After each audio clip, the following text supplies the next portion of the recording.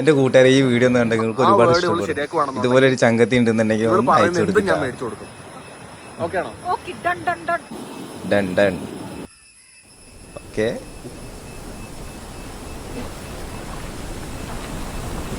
Okay. എന്തോ ഭാഗ്യം, എല്ലാ അക്ഷരങ്ങളും അറിയാം.